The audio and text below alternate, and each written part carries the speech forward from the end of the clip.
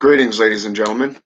It is your favorite Dark Sorcerer here, Michael Hyson, coming to you on the Dark Sorcery channel.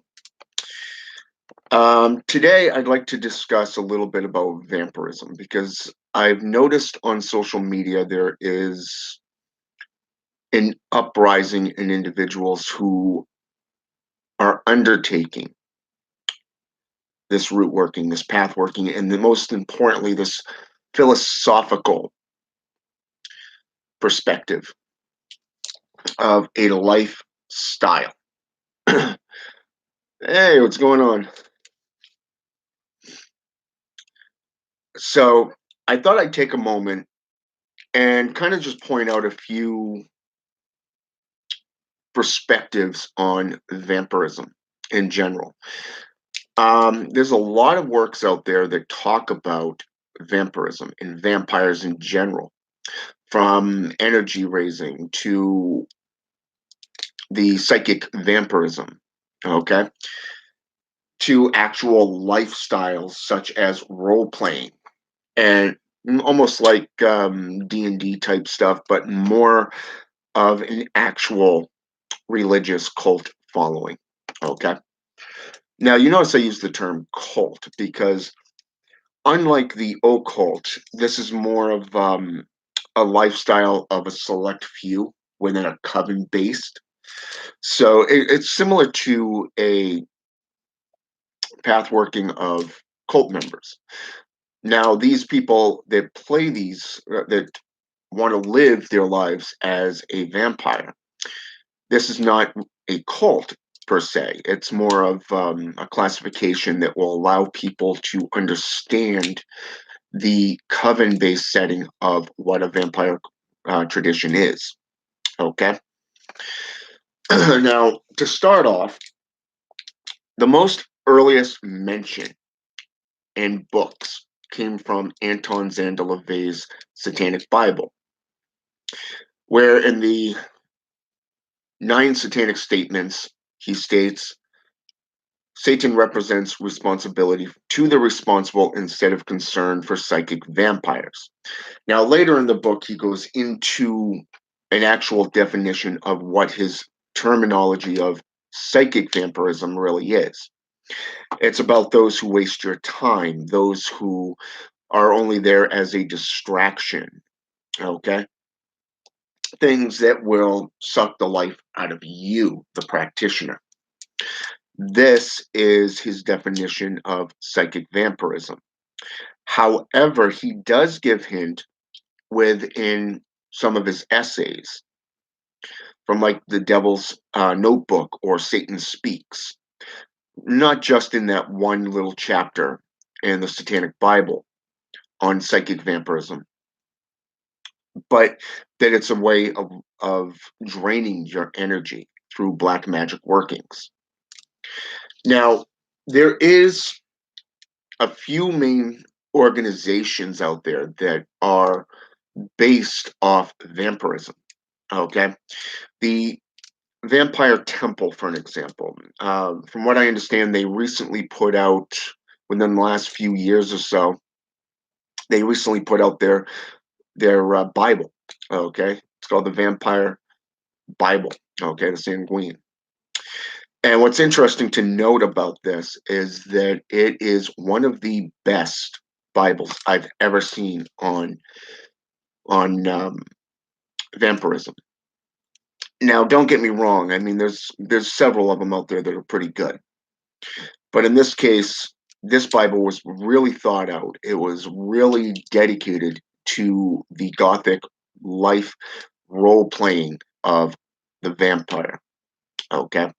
Now, I'm not talking about Hollywood produced films or any of that crap. No, I could care less about that bullshit. All right. Now, the Vampire Bible I have on PDF.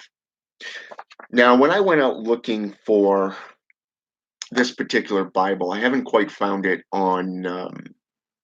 I found it a few times on YouTube, not YouTube, but eBay and Amazon, but they were out of print.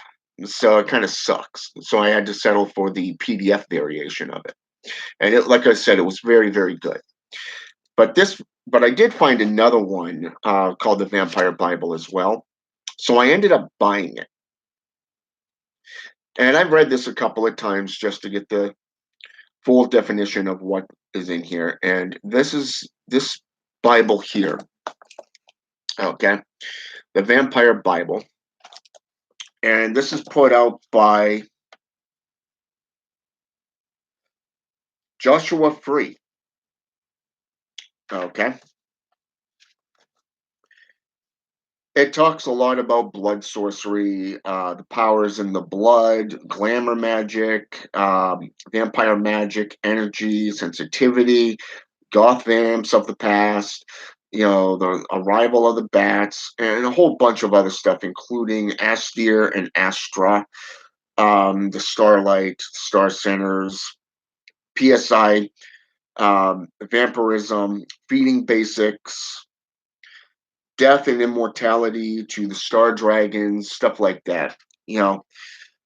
But more so, I noticed the more I got into this book, it started getting away from the actual practices and started getting to the fan fiction. Okay. Now, what do I mean by fan fiction?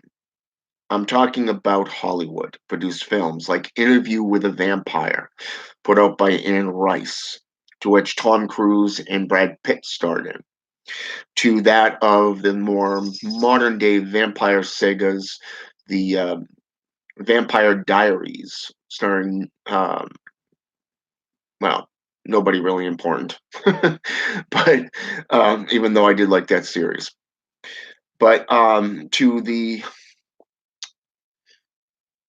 oh, what's that one there? The one with Kate Beckinsale.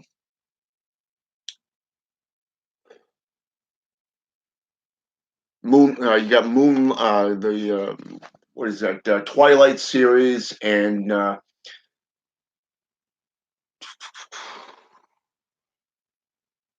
Underworld. There we go. Underworld. That's the one I was trying to think of. I got the series over there on the bookcase. But yeah, so I mean, all the classic vampire films of the past, all the way up to more modern day makeup role playing and stuff like that, they started getting into. So by the time I got about a quarter of the way to a halfway through this book, it was you got the general idea of what this book was about. Okay. It wasn't based off vampirism as a way of life or that of the tradition known as gothcraft put out by Raven Digitalis, okay, such as his book Gothcraft, which was very, very good, by the way, and I do recommend his books on that. As a pagan, he is very, very renowned for his views, and he did talk a lot about vampirism in his book Gothcraft. So go out and look into that one if you're interested in vampirism. Okay. He literally describes multiple different methods or types of vampirism, from the Barbie doll types to the actual, um, dress code and stuff like that of different types of vampirism practitioners. Now, one of my other favorites is a well-known practitioner. She's friends with Christopher Penziak. She's a very renowned author. Okay, she's written several good books, a couple of which that I do have. One of them is The Dictionary of Demons, Names of the Damned. Look into that if you're interested in demonolatry, because she really hits home with a lot of different things. And long before I ended up getting my hands on her work, I was heavily into demonolatry. And I can tell you that she hit on a lot of the same notes and keys that I hit on through my own personal research. So she's doing her work. Okay. But outside of that, the Psychic Vampire Codex, a manual of magic and energy work. by Michelle Belanger. Okay. This book is very contemplative. There's a lot of gnosis within it, and it looks like this. Okay. A lot of the time, a lot of this is based off Egyptian, Greco-Greek, all the way up into the European traditions of vampirism. All right. Awakening family, from applying the Codex, you name it. The vampire community, which is chapter 2. She talks a lot about psychic vampirism and the metaphysics and vampirism. Love this book. It is one of the best books that I would recommend to you, the viewer, who wishes to get into vampirism in some way. Okay. Not only does she go into details about vampirism and the practices of vampirism, but she goes into the mythology. She goes into the historical accounts, not just from one region of the world, which most people, most orders and temples and stuff tend to do. Now, she ended up going into multiple different regions, different religious viewpoints of them. Okay. Blood sorcery is one of those things that is very renowned. And I did find that the Blood Sorcery Bible, Volume 1 and 2 by Sorceress Cagliostro could be definitely put into the same category as vampirism, even though it's associated with necromancy. Okay. Now, here we see where necromancy is a form of energy draining, but it is all something that you can utilize and harness through energy workings. Okay. There are satanic and Luciferian vampiric magics like Michael W. Ford, okay, who describes the ciphering process of vampirism. She actually goes into a little bit about that in itself. So doesn't the Vampire Bible that I showed you. But out of all of the books, all of the works, and all of the accounts that I've come across within vampirism in general, no one, in my opinion, to date, that I have studied, practiced, and researched into from a book or scroll or anything of the like has come close to this next big red book.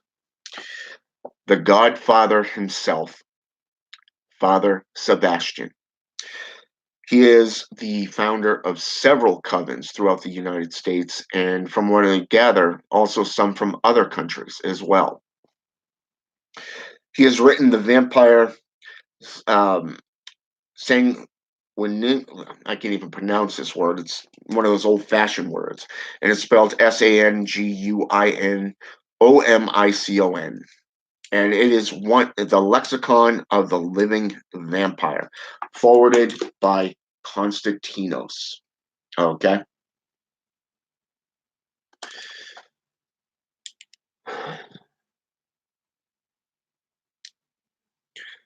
Well, vampirism is based off Earth, so I would go with the North. Okay. And the reason for that is every single religious philosophy, every documented viewpoint of anything to do with blood, the reason mankind was condemned was because of Cain, the father of murders. Okay, the murderous father. Okay, he's the father of all those who commit murder, according to the biblical accounts. Okay, and that's because he killed his brother Abel. Okay, and the way the Bible speaks to it in chapter 4 of the book of Genesis is the blood has tainted and corrupted the earth. Okay, so therefore, blood is associated with earth right there. All right, and that's just one viewpoint of it. The fact that vampirism is also associated with energy transference, dealing with energy raising, and much like sex magic, or that, like, say, something out of Aleister Crowley's work, to that of the Black Mass and Satanism. Okay, it was all about energy raising. You go to a church, you're going to see, say, such as apostolic or Pentecostal, you're going to see people jumping. You're going to be seeing people running around pews. You're going to be seeing them crying and hooting and hollering, okay, with their hands up. All right. This is a form of energy transference. They're putting out the energy, they're raising it, stirring up the crowd. But in the path working of vampirism, some say that vampirism is older than demonolatry. Now, personally, I found no evidence to conclude this. However, I have found a few websites which I can share into the Dark Sorcery group on Facebook if you want. I just got to go back in and find them real fast. But there are talks that they have predated everything, okay, and that there was some kind of Armageddon, and that there was some kind of Bible that was put forth to describe and keep vampirism to a bare minimum. All right. Now, like I said, I haven't found any evidence to support this, just a couple of links so far. It's like saying that the Order of the Nine Angles goes back to the 17th century. The most I've been able to corroborate there is that they do, in fact, go back long before Anton Sandalave and go into the 18th century. Okay. But that is as far as the Order of the Nine Angle goes. And that's a traditional Satanist organization. All right. But with energy raising, you want to look at the energies inside yourself and outside yourself. And the best way that I would recommend doing that is getting into some form of path working. Associate yourself with the dead. Okay. The best vampirism workings that I've come across since I came across the vampire Sanguine. Okay, and I'm just gonna call it Sanguine. Um, by Father Sebastian is that of Sumner's Dreadwood's books from the Mazagera Cabal system, specifically Profane Seals, and that of the Black Scriptures, the Shawnell Whispers, that of what's the name of that book? Right, the 13 Tongues, the Rites of the 13 Tongues. Those four books there deal with a lot of things to deal with blood sorcery and vampirism. For an example, the blood ink, for an example, the Indian, there's a lot of different methods that you can create it, but it deals with blood sorcery. Okay, mixing your blood in with the ink and all that stuff to write your pacts, write your deals. Some even go as far as writing out their own books on scrolls, parchment paper, and putting it into a grimoire or a black book of their own. Okay. Now, outside of this, you actually have evocations of the vampire. Okay. Calling upon a vampiric familiar. Okay. So a couple of the towers deals with, such as the Tower of Crescent, the Tower of Atropi, the Tower of Melodies, the Tower of Umbra, just to name a couple. Okay, deal with the dead and the fallacies. All the pains and ills of dealing with the dead. Okay, even if you go into necromancy itself, 500 years ago, blood sorcery was actually introduced to necromancy. Okay, and at the time was called nigromancy. And the reason for that was because of the decay of working with the necromantic practices. Blood sorcery didn't prevent the pain and the decay that of the negative energies of Da'ath, which is klepothic, from spreading throughout the body, but it did slow it down. Okay, so you can see where vampirism and blood sorcery actually go hand in hand here with necromancy. So I would recommend getting into necromancy, and necromantic practices, but also get into the energy currents themselves, the path workings within manipulation of the currents, because of the fact that a lot of traditions nowadays deals with the energy transference, like Michael W. Ford's work, okay, that of some of these vampiric practices, such as in Satanism, where the left hand is more personalized, it's more greed. Okay, it's all about you. You're siphoning, you're taking what you want. Whereas the right hand not only gives, but receives. Okay. But in my experience, vampirism is one of the best traditions out there. It's one of the oldest, long before it all got watered down and corrupted. Okay. Now, when I first started out in the occult, I was always attracted to Gothcraft. I was always attracted to the vampiric traditions. And that's actually where I got into, long before I started delving into demonolatry, getting into witchcraft and Satanism, and all these other dark, dark practices, such as blood sorcery and necromancy. Okay. There is a lot of traditions that deal with blood sorcery. There's a lot of traditions that deal with vampirisms and offerings and certain gifts, talents. But I would recommend this book, hands down. Father Sebastian has dedicated his life to his path working, and it's one of the best ones out there. I have not come across anything so full of knowledge, so full of wisdom, so full of hidden gnosis of that world than I did here. And he's also got another one out that's called Blood Sorcery, which is the compendium to this one, the second volume to this, much like the Gothic grimoire to Nocturnal Witchcraft by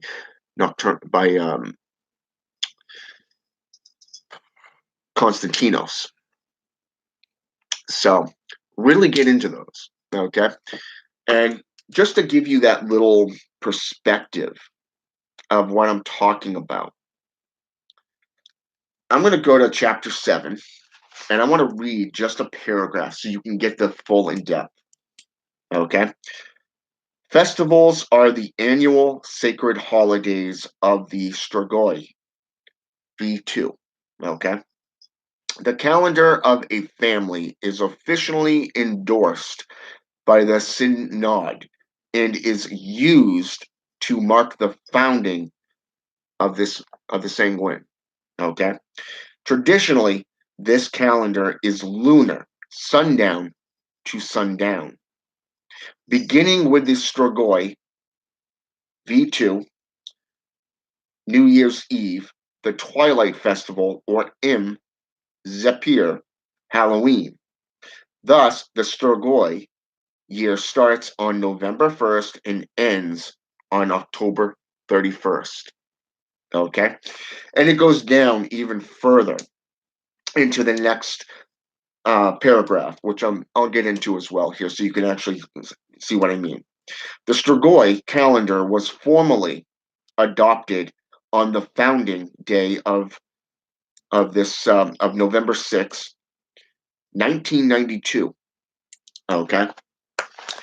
And each year has a specific name given by the synod, the S period Y period, okay, is the abbreviation for the Sanguine year of the new vampiric age. There are many important vampiric holidays officially recognized by the synod for the Strigoi knows as festivals. Okay. Each of these festivals are recognized by the Synod in order to mark the times when the members of the family most often celebrate aspects of our mysteries and how they are reflected amongst mortals. Okay. And that was just the first page of chapter 7. Okay, that's just half of that page. Now, if we go back into chapter 1, you actually see the history. And I really like the fact that he put the time to not only put the holidays in, but to put in the two methods of vampirism, the history of vampirism in general, and how far it actually dates back. And a lot of what he's talked about in this book, I actually went in and did my own studies and to see how far back it actually goes to. And it was very surprising to me. Okay. So I would recommend that if you are interested in vampiric magics and sorcery and to actually live your life as a vampire, be it a satanic vampire, Luciferian vampire, vampire, or just a Gothcraft vampiric practitioner in itself, I would recommend Gothcraft by Raven Digitalis and this one here, along with Michelle Belanger's book, The Psychic Vampire Codex. Okay, those are the three books that I would recommend outside of the Temple of the Vampire Bible itself, if you can find it in print. Okay, from what I understand, the founder of that temple did not put out very many books. I'm friends with somebody who is friends with that order, so I've been trying to petition him to create a copy just for me, because I am very interested in reading the full Bible of it. So, and I actually study and apply it to my own practice. So, but yeah, get into the books by Sumner's Dreadwood as well. All right. So, with that said, have a good day, and until next time. All right.